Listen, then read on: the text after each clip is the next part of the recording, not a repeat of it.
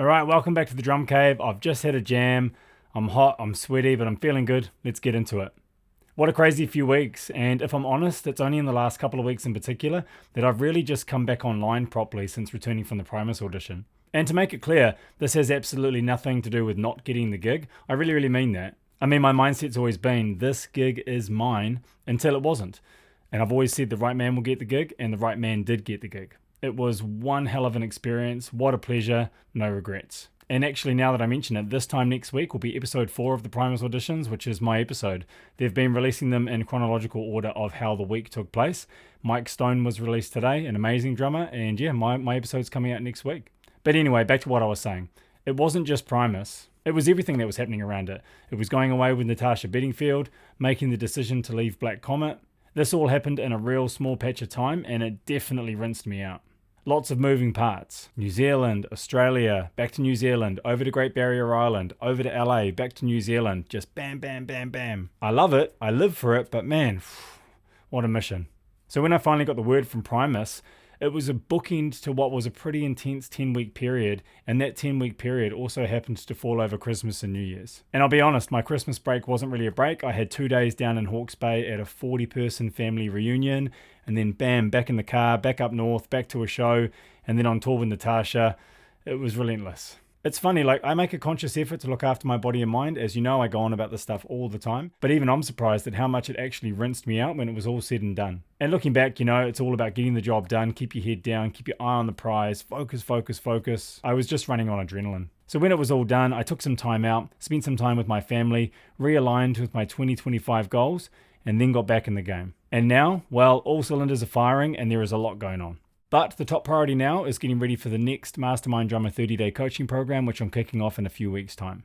And by everything, I just mean dialing it all in so I can take the curriculum and the personal development curriculum to the next level. So it's very much a 2.0 version of what I offered last year. I can't wait to kick it off. And in case you're new here, this is a live 4-week coaching program that I run online. Each week, I teach a progressive drum curriculum, a curriculum that I see as essential if you want to take your playing to the next level, and then match that week with an area of personal development. Because, as I've mentioned, your playing and your mindset, well, they go hand in hand. So here's how it looks. Week 1 is a dynamics and mechanics reset coupled with health. Week 2 is an applied mechanics and dynamics week coupled with well-being. Week 3 is single kick development coupled with business. And week 4 is creativity and facility coupled with purpose. Over the 30 days, you get my full support. We have a private Mastermind Drummer community where we stay accountable and locked in. And to top it off, for this 2.0 version, you actually get full lifetime access to my Mastermind Drummer courses too, once we're finished. I have one more spot available, so if you are interested, you can email me at stan@masterminddrummer.com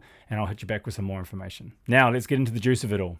So what I want to get into this week is talking about making decisions in your life that serve your short-term goals, but very much serve your long-term goals too, your future you. In short, doing future you a favor. But why am I talking about this? Every newsletter that I write or every video that I film comes from a real event or experience. Something that sparks a thought, a lesson, or an idea to sort of dive deep on. And always in hope of offering a perspective shift. So this week in particular came from 2 coffee catch-ups that I had with 2 separate friends recently, and I found them both quite interesting. Now, I'll level with you. My circle is tight, it's small, and I like it that way. I don't really let too many people in, and it's not because I'm closed off. It's just because I'm quite happy in my own space. I'm a bit of a lone wolf. I can spend hours in this room and just lose time and space and then come out of it and almost feel like I was pressed for time while I was in there. I've always been that way. I like to keep things simple. I ride a single speed and I even always wear the same clothes. But when it comes to people, as they always say, quality over quantity. Anyway, as I said, these 2 conversations were separate, but they very much carried the same theme, and that's what I want to talk about today. So the first chat was with a very talented singer-songwriter friend of mine. He's got a massive life event happening soon, and we were talking about that event as well as finding ways to maintain and sustain his creative songwriting energy whilst still staying financially stable. And here's the problem. He plays covers and he does corporate gigs, but a lot of them. Funnily enough though, in terms of optics, he does quite well to sort of avoid the brush of being a covers musician. I never really think about him in those terms. He just quietly gets the job done and does his own thing. And look, when I say here's the problem, I don't mean that it's a problem. It's a personal journey with covers. But he sees it as a problem. Yes, he gets the work. Yes, he gets paid well. Yes, he does a great job. But in short, and I'm sure you can guess what I'm going to say here, it's draining him. It comes at the cost of his creative energy and his voice, the very thing that fuels his passion. Instead of writing his own music, he's often using that energy to recreate someone else's music. It's a common problem, so we spent some time breaking it down. If he values his own songwriting more than the money that he gets from covers, then something has to change. So his decision? Well, he's stepping back from covers for the next little while, 6 to 12 months. He's going to go into what I mentioned last week, his own ghost mode. He'll pick up some work outside of music just to pay the bills, enjoy this big life event that he's about to walk into, and repurpose that energy to go back into his songwriting. But with musicians who play covers, and I see this time and time again, it's a real hard decision to make. It's quite interesting. I have these sort of conversations with musicians all the time. Probably because I'm quite vocal about creative energy and they already know where I stand. They use me as a soundboard, maybe looking for validation, reassurance, or just some sort of bullshit-free perspective on it all. And that's cool. If you really want to maintain your love for the craft and still have creative energy as you get older, you have to protect it at all costs. But as I say, it's not easy. But now he knows his master plan and he's doing everything in his power to move towards it. He's got a very strong constitution. And then there was the second coffee chat, and this was with a friend who actually plays more covers than anyone else that I know. He's been doing it for years, he's well established, he's absolutely great at it, he has his hands in everything, and makes a solid living as a full-time musician. Definitely nothing to scoff at. But despite all that, he actually feels quite unfulfilled. I asked him why, and he said to me, "I want what you have." And I laughed and I was like, "What do you mean?" He said, "I want to be known as an active session musician available for original artists, but everyone just knows me as a covers guy." And honestly, I get it. I mean, he spent a lot of time carving a path and building a career out of playing covers. He made a plan, he executed it well, and got to the point where he was initially aiming for. By all metrics, he's completely crushing it. But now, he's not that happy. And why? Well, once again, it comes back to optics, so how things look from the outside in, but then also fulfillment. And first, let me be clear, there's absolutely nothing wrong with playing covers. That's not what I'm saying here. But as long as it aligns with your short-term and long-term goals, that's all. It must align. And based on his answer to my next question, it doesn't align. I said to him, "Bro, where do you want to be in 5 years' time?" This is what I always do. I sort of think about future Stan 5 years from now. Where do you want to be? If you could have things exactly as you want them, if you could flick a switch and you could have things exactly as you want in 5 years, how would that look? And his answer? Playing for original artists live and in the studio and just working on content and pursuing his craft. But here's the kicker. Everything that he's done up until this point has been in complete opposition of that. And this is something that I hear all the time. It's a self-imposed trap. And before you know it, it's got quite a firm grip on you because when life kicks in, responsibilities kick in, financial responsibilities kick in, it's very hard to get out of that trap. And look, I told him straight up, I said, people are not going to view you that way until you make some serious changes and move the ship slowly so that they can start seeing you as the person that you want to be seen as. You will literally be moving the ship 1 degree at a time, and it will take some time, but it can happen. You've just got to keep steering towards the direction of that 5-year plan. Case in point, someone recently messaged me and said, "Hey man, your content's very different from what it used to be. I'm just wondering if something happened in your life to sort of warrant that, or it was a conscious decision." And that was a really good question. I've had it before. I don't tend to dive into it just because it's sort of layered in my perspective. But in short, yes. I remember when things were popping off online and my social media accounts were growing with the single kick stuff and the chop stuff. And then I remember someone starting to refer to me as an Instagram drummer. Now you have to keep in mind, I signed with a major label band when I was 22 years old.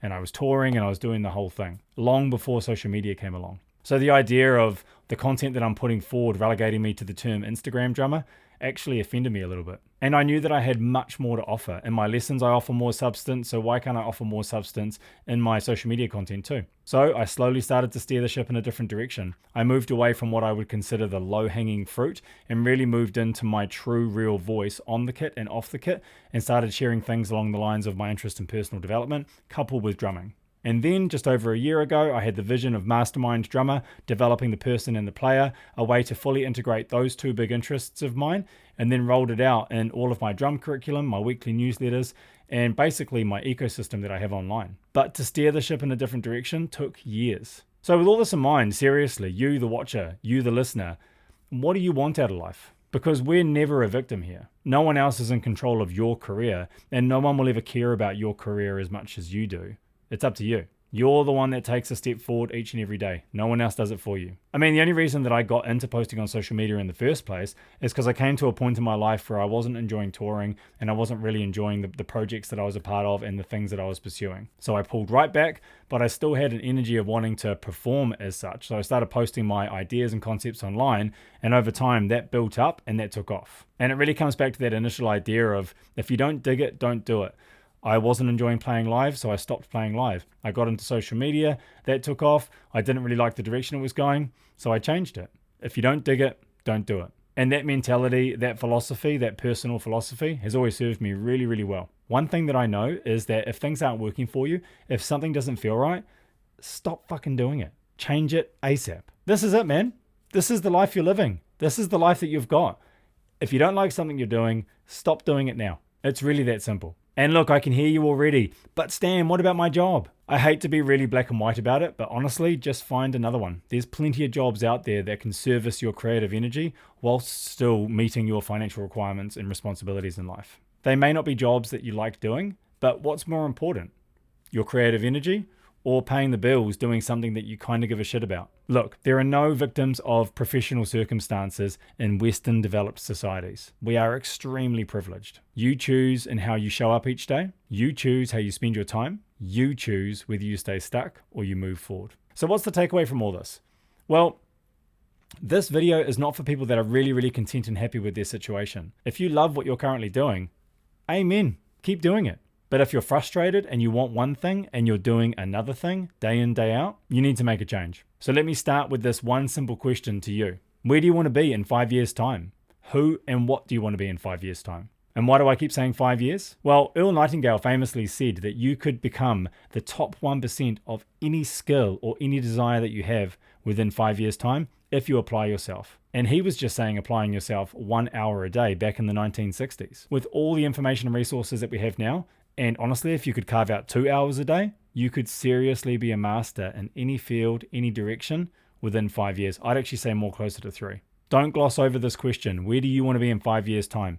Sit with it, think about it, and then write it down. And then, well, start working your way back and then course correct along the way. Where are you making the wrong decisions to aid that future self? Identify the little daily decisions that aren't serving that goal, and then make the hard, yes, but necessary calls. They won't be easy. They shouldn't be easy. But as I say, they will be necessary.